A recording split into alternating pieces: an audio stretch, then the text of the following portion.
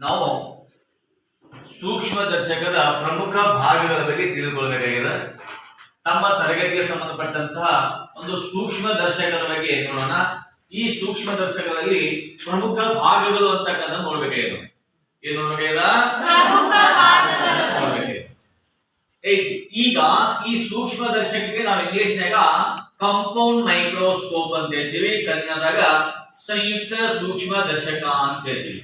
ಜೊತೆಗೆ ಇದನ್ನ ಸೂಕ್ಷ್ಮಾಣು ಜೀವಿಗಳನ್ನ ನೋಡೋದಕ್ಕೆ ಬಳಸ್ತಕ್ಕಂತ ಒಂದು ಸಾಧನ ಇದೆ.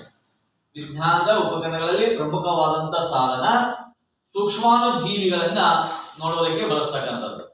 ಸೂಕ್ಷ್ಮಾಣು ಜೀವಿಗಳಂದ್ರೆ ನಮ್ಮ ಬರಿಗಣ್ಣಿಗೆ ಕಾಣಲಾರದಂತಹ ವಸ್ತುಗಳನ್ನ ನೋಡ್ತಾ ಇದ್ದೀವಿ.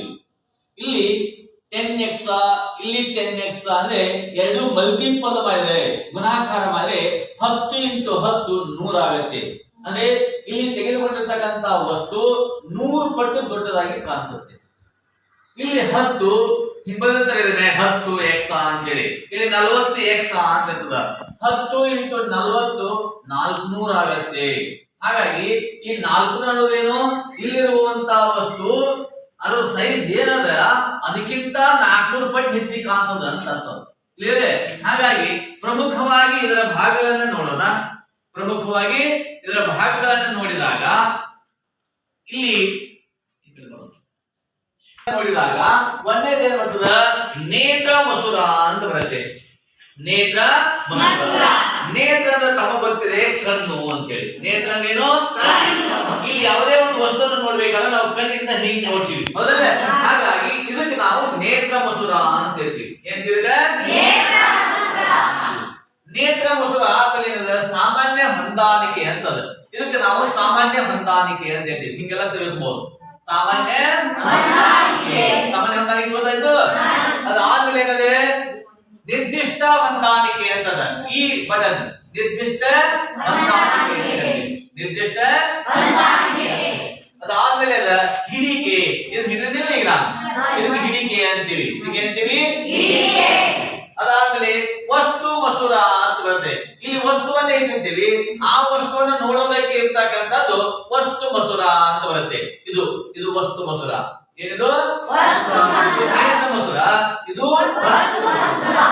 ಅದಾದ್ಮೇಲೆ ಏನದೆ ನೋಡಿ, ವಸ್ತು ಮಸೂರ ಆದ್ರೆ ಕ್ಲಿಪ್ ಅಂತ ಬರುತ್ತೆ. ಇಲ್ಲ ನೋಡಿ ಕ್ಲಿಪ್ ಈ ಕ್ಲಿಪ್ಗಳು. ಈ ಕ್ಲಿಪ್ಗಳು ಎದಕ್ಕೆ ನಾವಪ್ಪ ಅಂದ್ರೆ ಸೂಕ್ಷ್ಮ ದರ್ಶಕದ ಸ್ಲೈಡ್ ಅನ್ನ ಇಡ್ತೀವಿ ನಾವಿಲ್ಲಿ. ಆ ಸ್ಲೈಡ್ ಅನ್ನ ಹಿಂಗ್ ಬಗ್ಗಿಸಿದ್ರು ಬೀಳಬಾರ್ದು, ಆ ವಸ್ತು ಸರಿದಾಡಬಾರ್ದು. ನಾವು ಯಾವ ವಸ್ತುವನ್ನ ನೋಡಕತ್ತಿದ್ರಾಗ ಅದು ಸರಿದಾಡಬಾರ್ದು. ಹಾಗಾಗಿ ಆ ಕ್ಲಿಪ್, ಆ ಗ್ಲಾಸ್ ಅನ್ನ, ಆ ಒಂದು ಸ್ಲೈಡ್ ಅನ್ನ, ಸೂಕ್ಷ್ಮ ದರ್ಶಕದ ಸ್ಲೈಡ್ ಅನ್ನ ಬಿಗಿಯಾಗಿ ಹಿಡಿತಕ್ಕಂತ ಕೆಲಸ ಈ ಕ್ಲಿಪ್ಗಳ ಕಾರ್ಯ. ನೆಕ್ಸ್ಟ್ ಬರ್ತಕ್ಕಂಥದ್ದು ವೇದಿಕೆ. ಇದಕ್ಕೆ ನಾವು ವೇದಿಕೆಯನ್ನ ಇಡ್ತೀವಿ.